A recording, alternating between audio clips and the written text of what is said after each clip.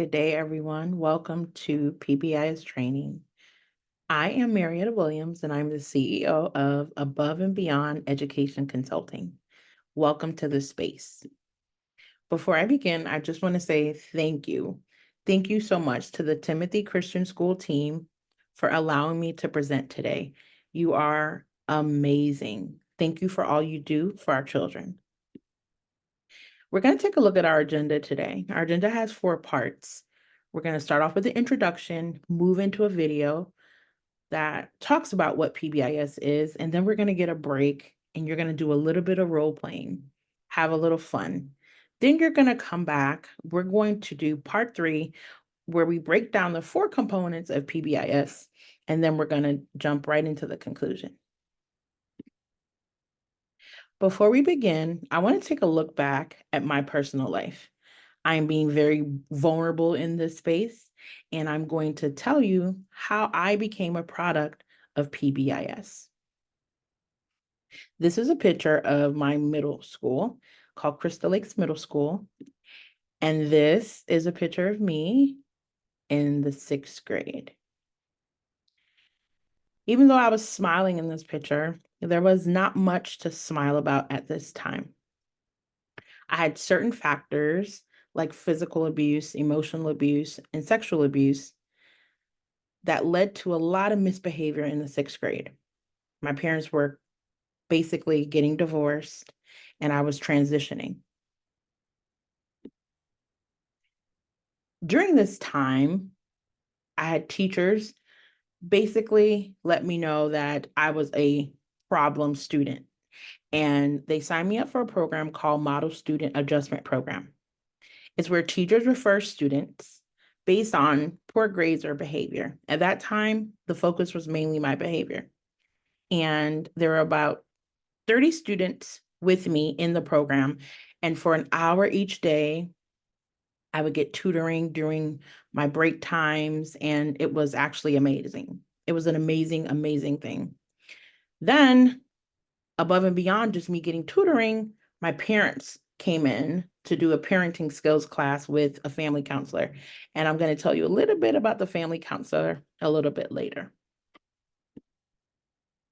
So these were some of my interventions that I received in 6th grade. These are actual things that were done. So every class I had an assigned seat, either close to the teacher or close to the board.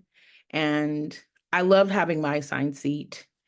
I had an assigned job. In some classes, I was a class helper, and in some classes, I was a student helper. There was a peer of mine who was in a wheelchair, and I would leave class 5 minutes early and help push him to his other class. Loved him. His name is Jeffrey. And that kind of helped me a little bit transition earlier before, kind of not being in the hallway with all the students.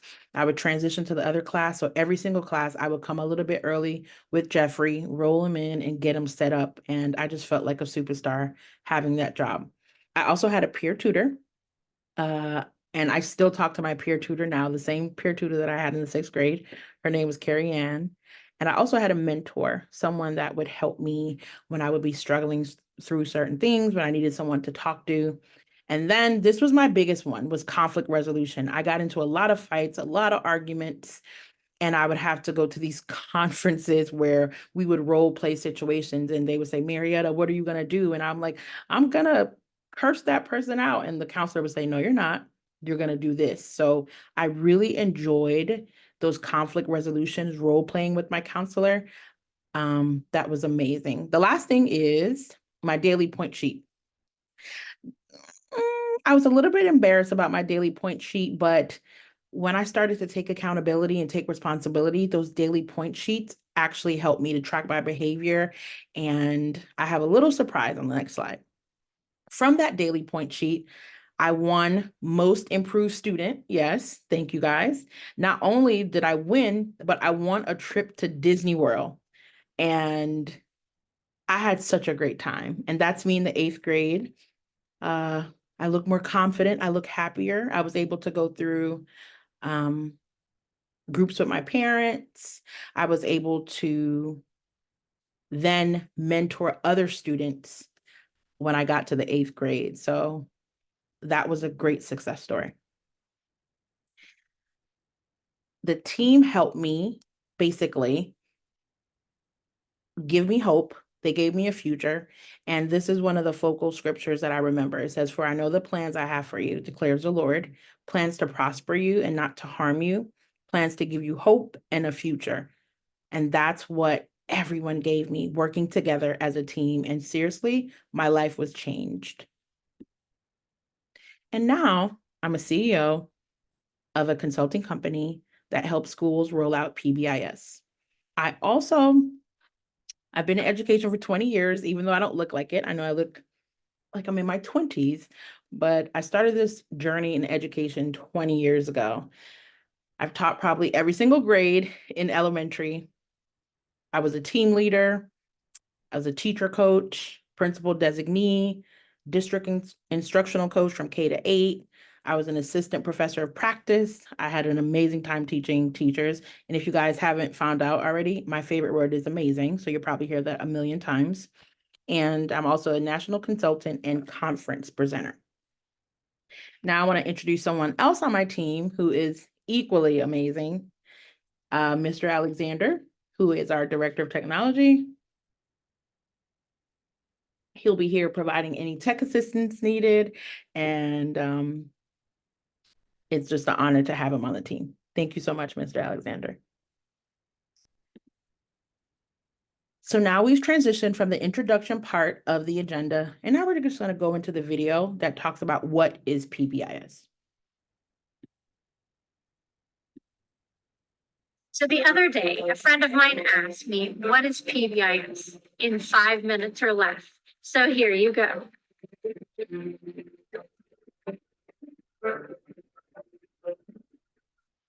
So what's PBIS? PBIS stands for Positive Behavior Interventions and Supports. It's also called PBS, and it's probably the most widely used school climate and behavior program in the world because it reduces problem behavior and increases student and teacher well-being. It moves the school from being punitive to more positive.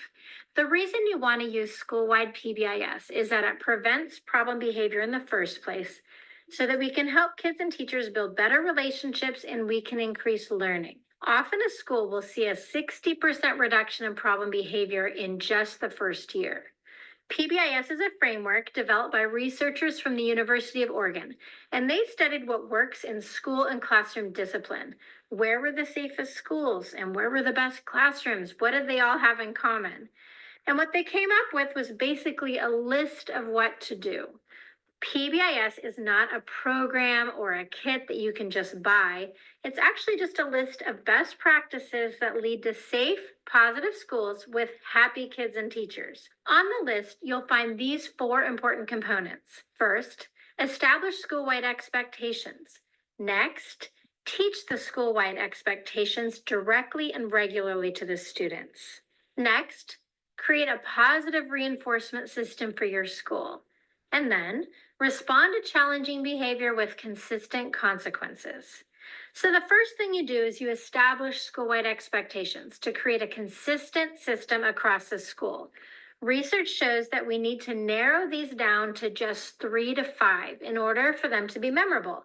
The expectations you choose should target all forms of behavior. And the most common example is be safe, be respectful, be responsible, maybe be kind. And then you define what those values look like in action by explicitly describing the guidelines for every setting in your school. How do you want kids to behave in the bathrooms, in the hallways, in classrooms? And when we make the rules and the expectations, we state them positively. So it's better to say, keep your hands and your feet to yourself than it is to say, don't hit. And that's because research shows we're more likely to comply with do requests than don't requests. So when we say walk please, we're telling students exactly what we expect. The next thing to do is to teach the expectations directly to the students. Ideally, you'd have more in-depth teaching at the beginning of the year and after winter and spring breaks, like a rules roundabout, and then you follow up with weekly review lessons throughout the year. The very best way to teach something is on location, taught by the staff member who's going to be there to monitor the kids. So the librarian teaches the library lesson, the yard supervisor teaches the playground lesson. Another great way to teach students is through classroom circles, particularly for expectations and rules that kids have a lot of opinions and emotions about, like cell phones. Circles help students feel like they're part of a decision making process, that they helped create the rules, so they're more likely to follow them, they understand them. And the more consistent that staff are, the less stressful the school environment is, because teachers are more predictable and less reactive. Then, after students know what's expected of them, create a positive reinforcement system for your school. Most schools, you'll see a ticket system with lots of verbal praise to reinforce the positive behaviors. We should strive for 4 positive comments to every correction, or 4 to 1. What's really important to remember is that when you teach an expectation, be ready to give lots of positive praise when kids are doing the newly learned appropriate behavior. That's how we get the new behaviors to stick. We use positive reinforcement systems because the research shows you get more of the behavior you pay attention to. And then respond to challenging behavior with consistent consequences that are restorative and teaching in nature. When kids don't demonstrate the right behaviors, give useful corrections, provide a lot of practice, and instead of sending kids away with suspensions and detentions, you want to provide interventions and support to help them change their behavior. Use restorative practices so they can accept responsibility and repair harm and restore relationships. School-wide PBIS is about first coming to agreements as staff. What are the expectations in our school? And then we teach those expectations regularly and in different ways. We offer lots of praise and we create a positive reinforcement system for our schools. And when students make mistakes, we give useful correction. We give opportunities to practice in order to build the culture we want. Research shows that effective behavioral expectation makes schools safer and it makes kids and staff happier because they create a culture of consistency and positivity. For more on how to All right. That was a video that briefly told us about PBIS. And let's talk about some of the key takeaways. Number one, building relationships is very important for teacher and student interaction. Number two, PBIS is meant to reduce the problem behavior. And number three, it also increases teacher and student well-being. PBIS is not grounded in being punitive, but it's more about being positive and being restorative.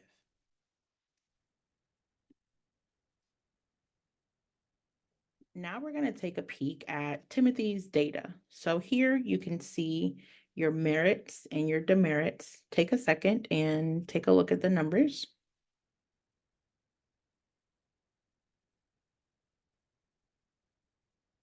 As you take a look at these numbers, the overall goal of PBIS is to lower the amount of demerits students receive and increase the merits that students are receiving. Now we're going to get into some role playing. Many times, in order to see what your colleagues have to say about certain behaviors, it's good for us just to get together and actually role play. This was one of my favorite things that we did in our staff meetings. So our first role play, you're going to get in groups of 3, and each person is going to have 1 minute to respond and explain to the group why they responded that way. So 2 of you are going to be the students, and you're just going to keep talking to each other, and you're going to be talking while the teacher's trying to talk. So 2 students talking to each other, and now you, the teacher, you're going to step into the situation and you're going to role play. What would you do first? All right, we're going to pause the video here, and then after your role playing, I'll see you in a minute.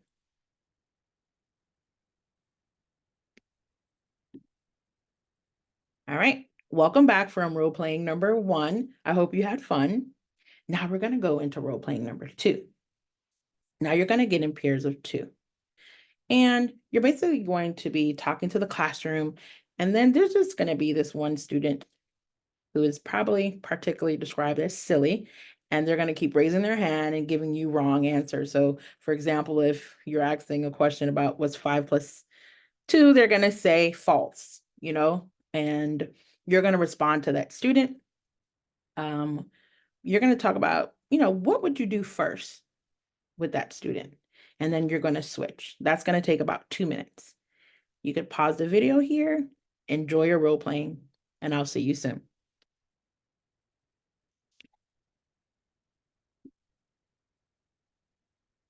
Welcome back from your role playing. I hope you had a lot of fun role playing some of those behaviors that we frequently see in classroom. Hopefully, during this time, you were able to kind of get to talk with your colleagues. And now I'm going to give you some tips about how to respond in the classroom. So many times when you have certain behaviors, you want to jump right into it and respond.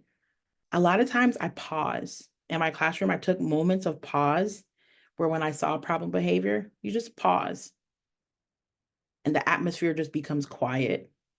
And many times that deters the misbehavior. Also, sometimes you could just give a nonverbal cue. I remember I used to say like, cut it out, or like, stop, whatever nonverbal cues you use in the classroom. Many times you don't have to speak, right? You avoid power struggles. So sometimes, you might want to say, hey, stop being silly, or stop doing that, or, we want to speak. But many times when we speak to our students, especially those students who are looking for the attention, you enter into this power struggle. So avoid power struggles, right? There can never be an argument if you don't engage. So if you say, the student was arguing with me, I have a saying that I don't argue with students because I'm not going to engage in a back and forth with a student, right? I try to pause and take a breath. And also sometimes if the behavior becomes high magnitude, just want to, continue, let the class go to work, and you just pull that student and say, hey, can I talk to you for a second? And just try to have that one-to-one conversation. Many times when you speak to a student in front of a whole group of students, it causes power struggles. So those are some tips and interventions that you could use. Remember, if you could help a child like me, like I told you in the beginning, you don't have to spend years repairing an adult. So if we could intervene now and help teach our students, then we don't have to spend those years repairing the adult. All right, now you're going to have a quick break. We're going to pause the video and you're going to just take a stretch break and maybe chat with your colleagues about, what have you learned so far? Or if you need to take a bio break, please do so.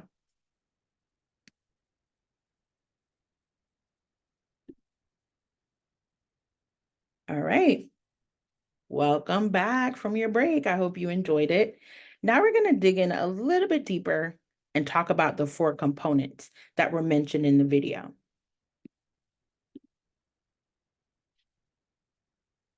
The first one is establishing expectations.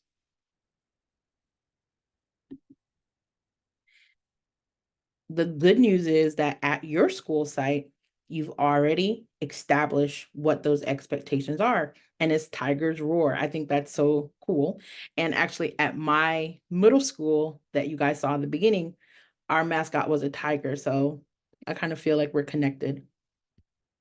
So Tiger's Roar, R stands for responsibility. The O stands for ownership. The A is attitude, and the R is respect. And I love that your school outlined exactly what those things mean. And now you have an established expectation for your students. Also, you have an expectations matrix, which I love, and it has scripture on the top, right? It says that we should live in a way that brings honor to the Lord and please Him in every way. That right there alone is what we should be focused on, right? Teaching our students how to live in a way that honors the Lord. So as you see here, the roar expectations are across the top, and down you have your areas in the classroom. You look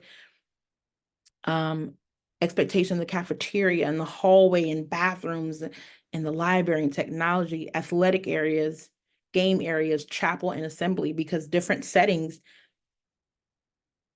require different behavior. So I absolutely love that you have your expectations already mapped out for your students. Good job. Here's a reflection question. Are your specific classroom expectations posted in your classroom? And above and beyond them being posted in your classroom, do your students have a clear understanding of what the expectation is? I love this picture here of the fine arts that you guys have, but in each classroom, there's different expectations. What one student might be able to do in band, they might not be able to do in chorus. So we really want our expectations to be very clear for our students, and we want students to be able to understand them. The second one is teaching the expectations to our students. And at Timothy, you do so in chapel, which is, I think, is great, and in class. Another way that you could teach the students is to use some of the resources that you've received. One of these resources are the expectations that we previously talked about. And this intervention sheet is your go-to. Whenever you're looking at intervening in a situation, here are some of these interventions that are given. Give a student a break, allow them to take a snack break, allow them to move in the classroom, reducing some of the assignments, chunking assignments into digestible bites, giving praise to a student. You know, these are some of the things and resources when you're having behavioral concerns in your classroom. You want to use this. You want to refer the student back to the expectation. So, what's the expectation? You know, and if the student is, you know, still needs some help, then you could progress to the tier 3 interventions and then progress to tier 2 and then go to tier 3 as needed. But a student doesn't immediately go to tier 3. Tier 3 is after you've done tier 1 and after you've done tier 2, and those things have not worked over a sustained period of time, then we want to move towards maybe child study or an FBA.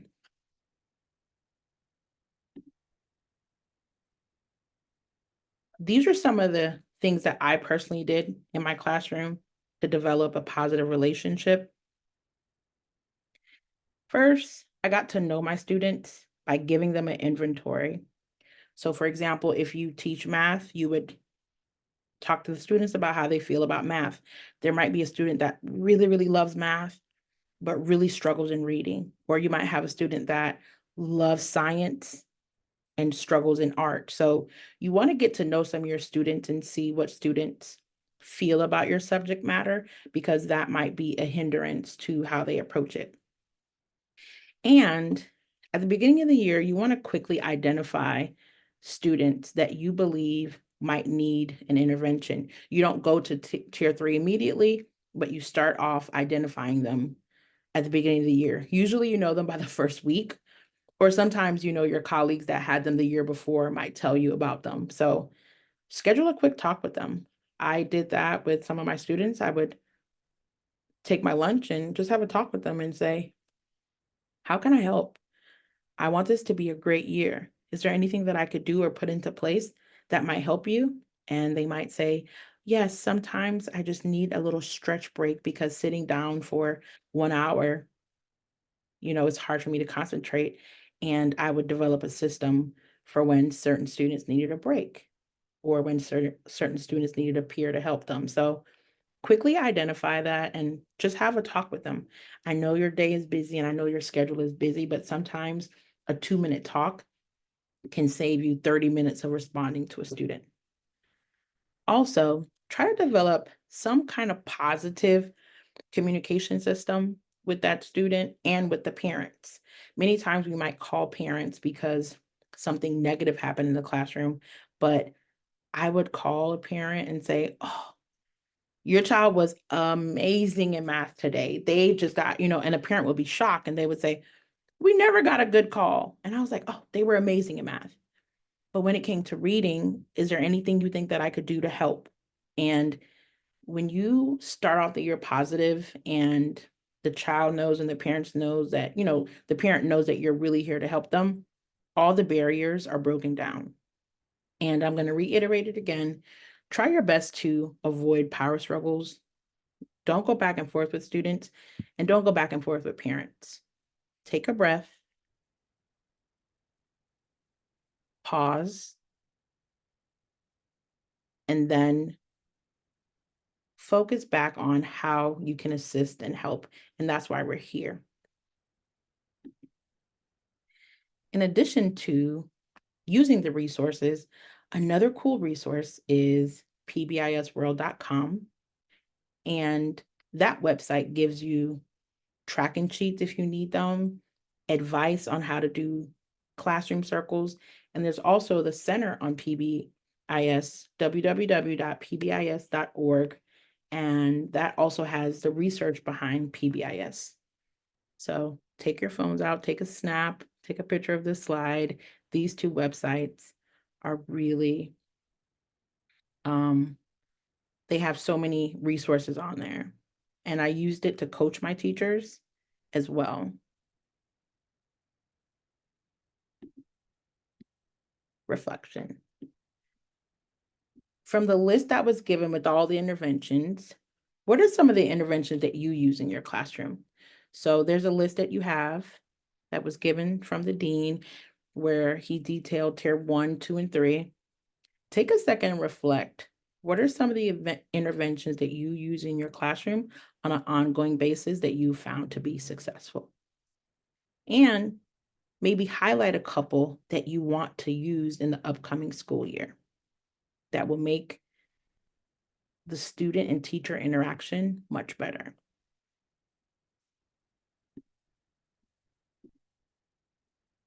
Number 3, positive reinforcements. I love the idea that at Timothy, you guys have ROAR merits, ROAR rewards, and student of the month. Continue to do that to reinforce great behavior. And in addition to that, I want you to reflect. Above and beyond those school rewards, what are some of the rewards that you have in your classroom? Do students get to get a homework pass? Do they get to have preferential seating? What are some of the rewards that you can incorporate in your classroom that students would love? And another key to finding out what rewards students like is just asking them and say, hey, what are some of the rewards that you would like? And trust me, they'll raise their hand and they'll tell you. A lot of times students like to say food, but we know sometimes rules don't permit that. But maybe it's lunch with the teacher, or maybe principal of the day, or teacher for the day in the classroom. Whatever is permissible by your school and that can be done for rewards, try to incorporate those.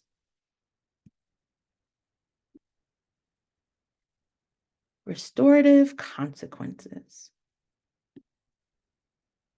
Galatians 6:1 says, brothers, if someone is caught in sin, you who are spiritual should restore them gently, right?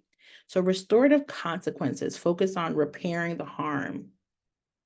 So when we think about students, many times we want them to be punished, suspended, but really PBIS is about restorative. How can we restore the child back by allowing them to reflect on what's done?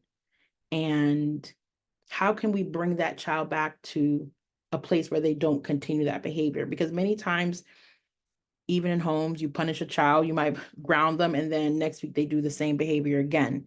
So we know that research shows that being overly punitive doesn't really help the child, and it doesn't deter the behavior. Reflection about restoration. Do you restore, or are you quick to write students up and send them out of class?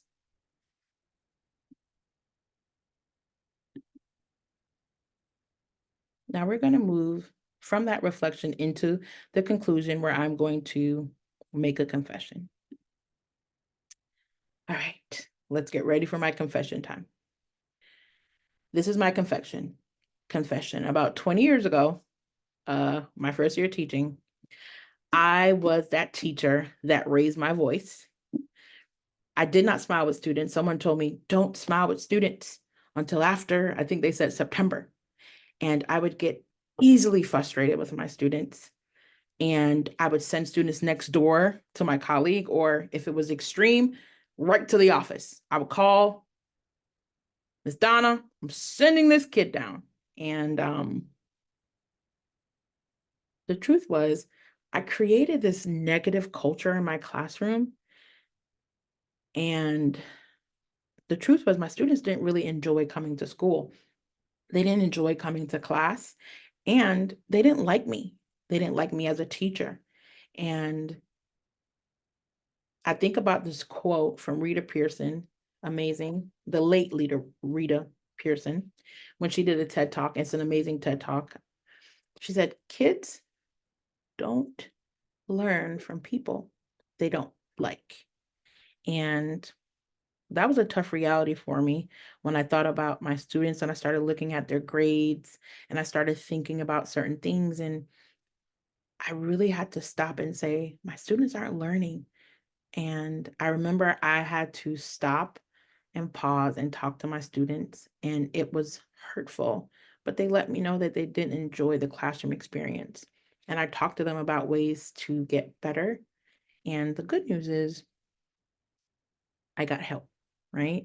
I started attending professional developments about PBIS. I started talking to my mentors. That's one of my principals and my cadre director about how I could improve my class. I started incorporating certain things. My students were able to do gardening, hands-on STEM activities, and I improved over the years. I stopped and I would have lunch with my students and just have a conversation and say, how can I help? And I would incorporate PBIS in my classroom. That picture in the lower right is so important to me. That is my former student who needed interventions, and he's okay with me telling the story. And I would give him breaks, and I would give him a partner, and I would give him a peer tutor and just try to help him. And he matriculated and went to my alma mater, which is FAU, and graduated in 2022. And he just makes me proud because I'm paying it forward. I was a product of PBIS, and now, and as a teacher, I incorporated that into my classroom. And this is a picture of one of my graduates. And I love it when my students invite me to their graduations. Now I'm going to do some encouragement. So to you, I'm going to encourage you to be open to learning new things, no matter how long you've been in education. And I know if we add up all the years in the room, probably hundreds of years that you've been in education, right? But after 20 years being in the field, even though I don't look like it, I'm still learning. I'm still a lifelong learner. In December, I'm going to graduate with my doctorate in educational leadership. I also have a degree from Seton Hall. I have a specialist degree, I have an associate's degree, a bachelor's degree, master's of education. All these degrees is just a degree of knowledge, but I'm continually open to learning new things. I've learned so much in this time. So I just want to encourage everyone in the room. Nobody really arrives in education. We get better and we improve by being open and just willing to learn new things. PBIS might be something that's new to you, but I pray that as you learn more about it, you'll open up to it. Now we're going to just end off with some true and false.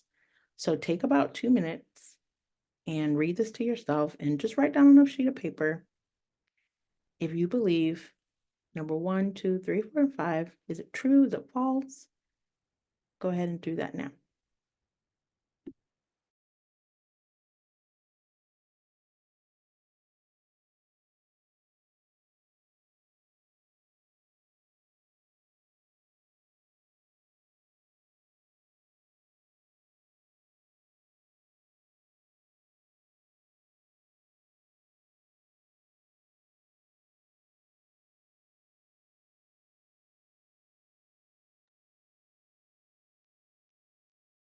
right?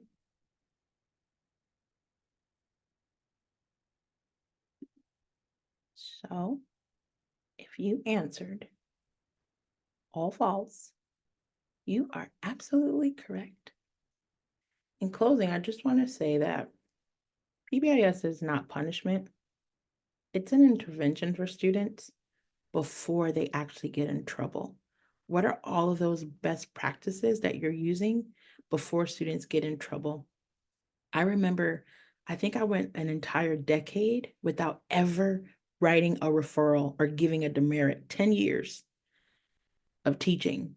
And that was because I learned how to intervene, intervene before my students actually got in trouble. And I felt really good about that. PBIS is not more work. PBIS is really about creating a positive learning environment for students in your classroom. Like I told you, my first year teaching, I did not have a positive learning environment. It was a lot of screaming, a lot of frustration, a lot of write-ups, and that atmosphere is not positive for students to learn in, and it's not positive on you as a teacher. Number 3, all students benefit from restorative consequences. PBIS is not just for elementary students. PBIS is great for all students of all ages. In addition, even though I won a prize to Disney World, PBIS is not just about getting rewards. PBIS is also about just giving positive reinforcement to students. Prize is just a little part of what PBIS entails. And most importantly, PBIS is a team effort. It's not just for the deans to do or the leaders to do or the team leaders. It's for everyone to come together. It took a team to change my personal life. It took a team to make me into who I am today. So it's going to take the team at your school to help students. Remember, you're a part of that team. Team stands for together, everyone achieves more. And you guys are doing amazing things. And it's been a pleasure to be with you today. Thank you for all you do to prepare our students. And in the back, you see, for I know the plans I have for you, declares the Lord, plans to prosper you, right? In Jeremiah 29:11. And thank you so much for helping our students prosper, to have hope and a future. Thank you so much for your time. And I hope to see you again soon. Bye-bye.